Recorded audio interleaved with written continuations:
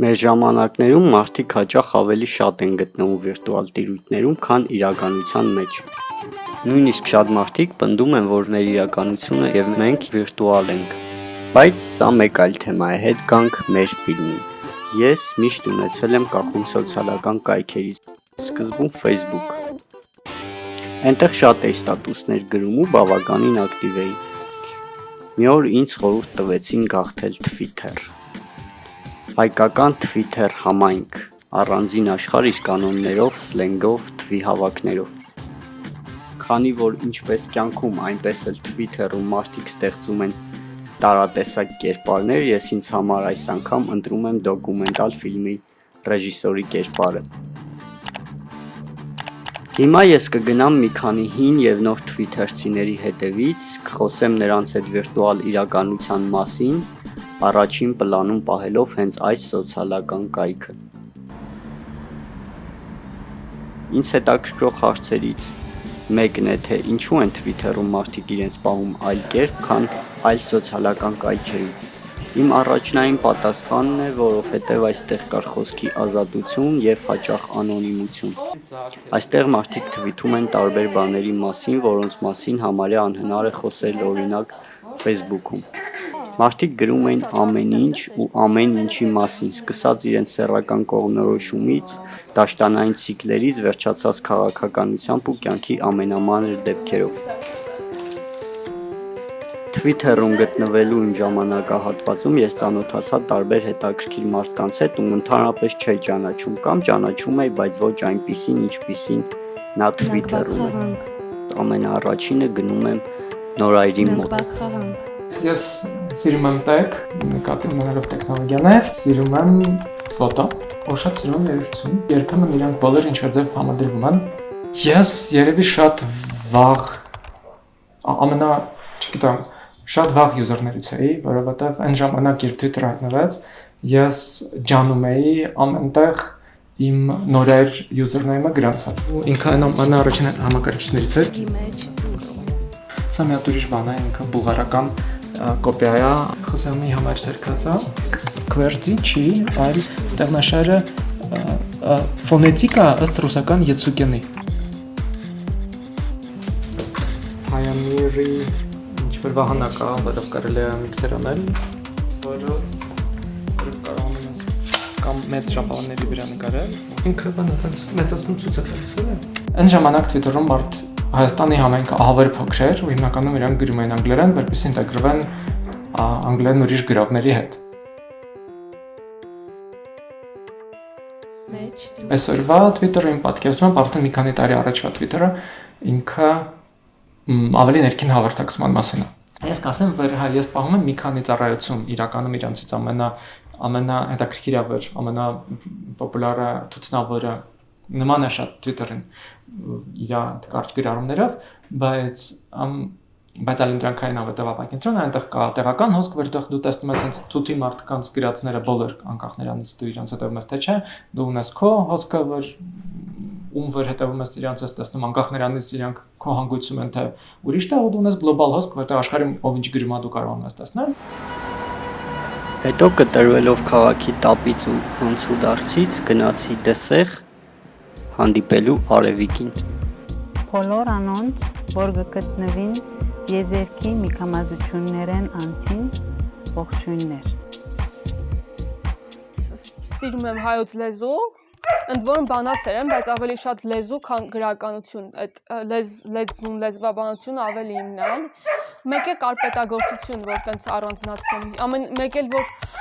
աշխատանքի հետ вообще կապ չունի, բայց շատ եմ սիրում իմ կյանքի sense ամենակարևոր բաներից մեկն է այդ ֆուտբոլն է։ Պամ։ Asta tu ai dă Twitter-ում տենց կան ոնց որ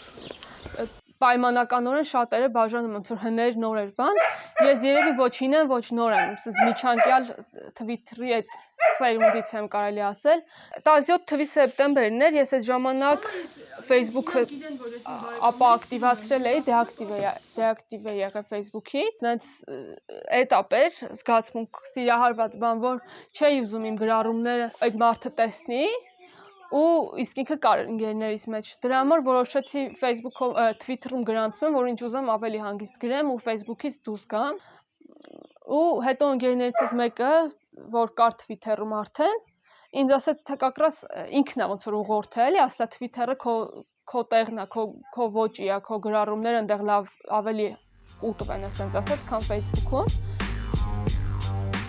Վերադառնալով քաղաք հանդիպեցի Ռաֆոին։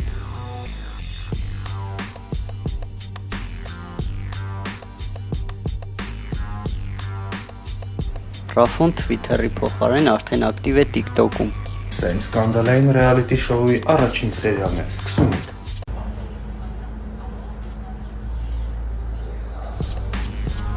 Հիմա TikTok-ն է, վիդեոների նկարահանումը, չգիտեմ, ուզում եմ դրանով լավ սենց խորանամ, այնքան որ լավ սիթքոմում ինձ նկարեն։ Ու նաև իմ հոբիները հենց իմ աշխատանքն է, որ հիմա շատ եմ սիրում։ Հիմա աշխատում եմ ինքը սպասարկման ոլորտը, դրանում եմ էլի ուզում խորանամ, այդ երկու բանով եմ հիմա զբաղվում։ Սոցիալական ցանցերը մեզ սահմանափակում են, ասենք, այնքան հաճելի է, որ առավոտը սնկնում ես ու չես ստուգում հեռախոսը։ Դաստոևսկի եմ կարդում, այդ ժամանակը, որ ես տրամադրում էի Instagram-ին, ես հիմա Դաստոևսկի եմ կարդում։ Հիմա սնդալու է, առաջ անգամ գրացվել եմ այտենց 11 թվականին Մայլի Սայրուսին հետևելու համար, որ հասկանա էլ, ինչով այդ աղջիկը զբաղվում, իրան շատ էի սիրում այն ժամանակ։ Հետո տեղափոխվեցի ռուսական Twitter-ի համայնք, այնտեղ ռուսական մեմեր, բոցեր կողմում էի, բայց մեկ էլ մի օր նկատեցի, որ հայկական համայնք էլ կա փաստորեն, շատ փոքր, բայց կան էլի մի 100 քանի հոգի էին։ Այդ ժամանակ արդեն բանակ էի, 13 թվականներ։ Ու բանակից էի արդեն Twitter-ում։ Եվ վերջում հանդիպեցի իմ գործընկերուհուն, ով ակտիվ է Twitter-ում, Լիզային։ Հոբիներիցս ամենագլխավորը երևի պարն է։ Տենց երաժշտությունն եմ շատ սիրում ու կերպարվեստել, բայց արդեն որպես դիտող, լսող։ Գրանցվել եմ պանդեմիայի ընթացքում։ Տենց գործընկերներիցս մեկից եմ տեղեկացել այդ Twitter-ի համայնքի մասին, թվատան մասին ու տենց սկզբում ասում էի դե լավ, դե հիմա ինչ անոնիմնի էջ բացեմ, բան ինչ որ տենց սկսեմ, չգիտեմ ինչեր գրել, հետո ասում չնկատեցի ոնց է ստացվեց ու արդեն ես ընդեղ բան Միրանդոլինա անունով էի։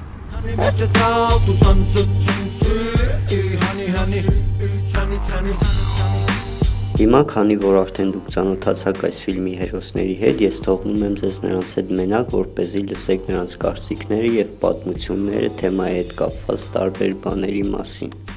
Իմ համար ոնց որ առաջի անգամ էի լսում, սենց այն վաղտ որ նոր էի Twitter-ում, շատ էմոցիոնալ էի։ Սիրային միրային բաներ էի գրում։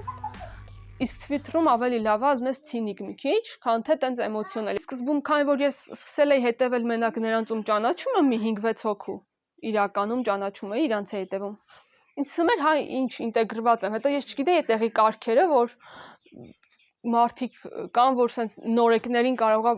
բան անեն, տենց հեգնեն, տենց բաներ կար, որ ես вообще խաբար չէի։ Հետո ես անցավ մի քանի տարի ու նոր ինձ ասացին, որ դու նոր ես եղել, սենց մարդիկ քո գրած թվիթները բան են արել, բուլինգի են ենթարկել քեզ, որ ես չգիտեի։ Սենց ասեմ, ես ապրում էի Մալացիա Սեբաստիայում,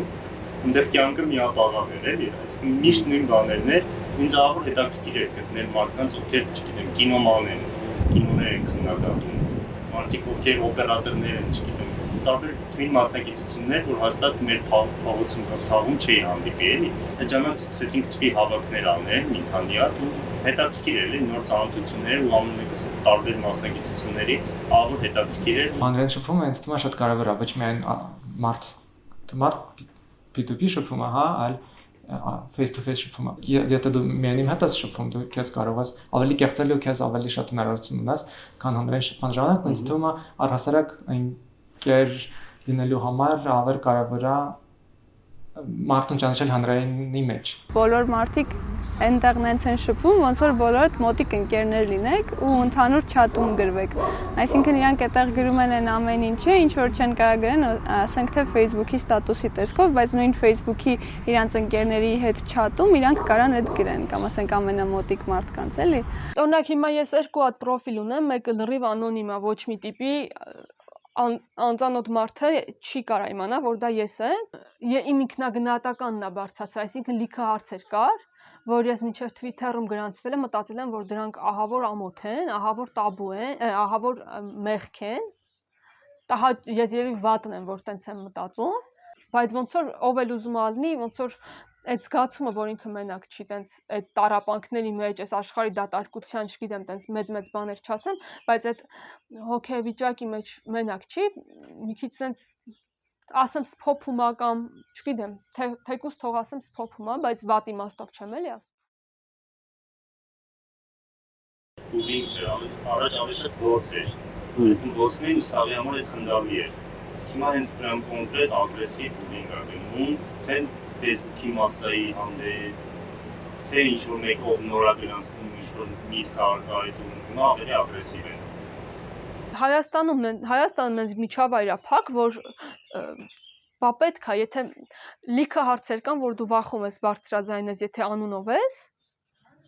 վախում ես դրանց մասին խոսած, բայց անոնիմ գրելով դու կփրկվես այդ հարցերից, խի չանես, որ դե կան աղջիկներ, որոնք շատ են ֆեմինիզմից գրում ու կան տղաներ, որ համարում են այդ կեղծ օրակարգ անընդհատ մտցրած։ Նաև մի քիչ էլ աղջիկներ կան, որ մտածում են այդ կեղծ օրակարգը։ Եվ իհարկե մի քիչ տղեկ կան, որ էլի ֆեմինիզմին կողմ են շատ։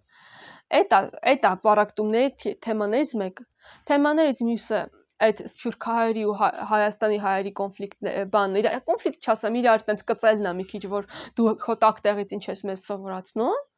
Երրորդը քաղաքական ցանկացած սիտուացիայում քաղաքականությունը Հայաստանում ամենաբազմաբևեռն է, ու ինչքան բազմաբևեռ է, այնքան է բազմաբևեռ են Twitter-ում մարդիկ, ու էլ իրար մեջ բաժանվում են։ Պատերազմի վաղ, ճիշտ ասած, ես մեծ մասը զբաղված էր համ կամավորությամբ, համ էլ փորձում էի կամավոր գնային, մի քանի անգամ անընդհատ այդ բանկոմատի մոտ էի գնում եւ այլն, բայց Twitter-ում հասցրեցի լինել։ Օգնեց, որ ապատեղեկատվությունը շատ չտարածվի, բայց մեկ այլ մենք քիչ էինք, մենք շատ քիչ էինք, մեր 100 թվիթի դեմ գալիս էր մի 1000 հատ ադրբեջանական ու թուրքական ապատեղեկատվություն, բայց իսկ հիմա քիչ, բայց մի բան արեցինք էլի։ Այդտեղ դաժե ինչ-որ պանիկայի Twitter-ն եղել, որ սաղ ասում են հաղթելու ենք, բայց ինչ-որ իմ մոտ պանիկա է պայտակ, ու ինչ-որ սենց պանիկայի մեջ tweet եմ գրում, ու ինչ-որ մեկը ինձ անձնական նամակով պատասխանում է դու խատալի, որ տիպը նորմալ կլինի բան սենց էլի։ Այդպես ասած ներհոսք ա եղել Twitter, այդ եղել է այս վերջի պատերազմում, որտեվ սա մեր Հայաստանի այս վերջի մի 20 տարվա ամենակարևոր իրադարձությունն էր, հաստատ, ցավոք սրտի շատ վատ ընթացքով, վատ ավարտով բան, չնայած ես գիտես ինչ, ես չեմ այդքան շատ չեմ տառապում, որ մենք պատերազմը պարտվել ենք, ես ավելի շատ տառապում եմ, որ պատերազմը եղել է։ Ես չգիտեմ, որովհետև ինձ թվում է պատերազմում հաղթող չկա ընդհանրապես, նենց չի Ադրբեջանը հաղթել է, եթե կա զոհ երկու կողմից, ուրեմն երկու կողմն է պարտված են, պատերազմը ինքնին նշանակում է տվյալ ժողովուրդների պարտությունը։ Դու ունես այս հավելվածը, այն հավելվածը, այս ծառայությունը, ամբողջ աշխարհը քո առաջ սպառողը պատրաստ չի հասկանալ, որ իրանք շատ լավ գործարքներ չեն, ու այդ պատճառով ինքը իրան գտնում է կյանքի խնջույքի մեջ։ Ես ինչ որ թողեցի հաշիվը պարզապես, որովհետև ես զգացի, որ ես չեմ ուզում սատարել իմ ներկայությամբ որևէ կենտրոնացված սերվիսի։ Այդպես էլ եկանք տարբերությանը կենտրոնացված եւ ապակենտրոն հաղորդակցման։ Չէ, իհարկե գովազդների միջոցով ու այդ բոլոր ալգորիթմների միջոցով իրանք են որ չոտքի կարդում են քո ասածն են լսում, անընդհատ քո նայածների բանով էլ հասկանում են թե քեզ ինչա դուր գալիս ու դրա առաջարկում են։ Հենց էլ են մարդիկ են ում ես շատ եմ վստահում, բայց մոտս sense տագնապ առաջամ, կարող գիշերվա քնած ունեմ, այդ օրս კი Twitter մտած չլնեմ կամ հետս ինչ որ լուրջ բան տեղի ունեցած չլինի, բայց տագնապի մեջ վեր կենամ ու դնեմ այդ package-ի սաղ գրառումները, տենց ծրագիր կա, ջնջեմ այդ ծրագրով, որտեվ մտածում եմ իսկ ինչ եթե այդ 40-50 հոգու մեջ նենց մարդիկ կան ու մի զուր են վստահում։ Պահի տակ իմ մոտ նենց զգացողություն է լինում, օրինակ, որ ասենք ինչ-որ թերթում եմ, չէ, օրինակ story-ները կամ ինչ-որ տենց բան, ասենց ես արդեն ներվայնանում եմ, որովհետև ուզում եմ կանգ առնեմ այդ թերթելուց, բայց չեմ կարող այդ բանին կանգ առնեմ։ Բայց պաստարան ստացվում է, որ եթե որ մասնավոր ընկերության ղեկավարությունը ուժեղացություն ունենում հանրային կարծիքի ձևավորման հանրային կարծիքի ձևավորման վրա։ Եթե դու գիտես այս մարդը ինչից է ամենաշատ վախենում, այս մարդը ինչն է ամենաշատ ուզում, դու գիտես մոտավորապես ինչ ձևի բաներ իրան ցույց տալ։ Հա, բացի դրանից, օքեյ, եւս մի եզր կա, հա, դա ներգրավվածություն բարձրացնելն է, որովհետեւ եթե դու ուզում ես փոխաշխատել գովազդով, դու պետք է այդ մարդուն պահես կպած էկրանին։ Ու ապա դու պետք է մտածես, օքեյ, ինչ ես իրան ցույց տամ, որպեսզի նա մնա էկրանի մոտ։ Ու գուցե ես եթե իրան ես արհեստական բանականությունը արդեն վարեցված է, ու գուցե գիտի, որ եթե ես իրան ցույց տամ այս վերնագիրը, ինքը կջղայնանա, ինքը կբարկանա, ինքը կներգրավվի, կգնա ոնց գասի անվանան կմտածի որ պետքա մասնակից լինի ու ինչ-որ բան ասի այդ մասին, հա, որ իրան ջղայնացնում է, ապա իրան պետքա ցույց տալ հենց այն մասը, որ իրան պարտադիր կջղայնացնի կամ իրան կտխրացնի։ Փաստորեն, ինչպես ամեն բան, տեխնոլոգիաներն ու սոցիալական կայքերը ևս ունեն իրենց լավ եւ վատ կողմերը։ Մնում է կարողանալ ճիշտ օգտագործել դրանց ընձեռնած հնարավորությունները եւ կարողանալ խուսափել վտանգներից։ Եվ այսպեսի հարց կար, երբ իմ ընկերներից մեկը հարցրեց ոնց ա եղել, որ ես գնացել եմ սուպերմարկետ ու տորտիկի եմ նայել ու հետո եկել եմ տուն ու Facebook-ին ցույց ա տվել հենց այդ սուպերմարկետի գովազդը հենց այդ տորտիկի գոֆորը, որի վրա ես նայել եմ։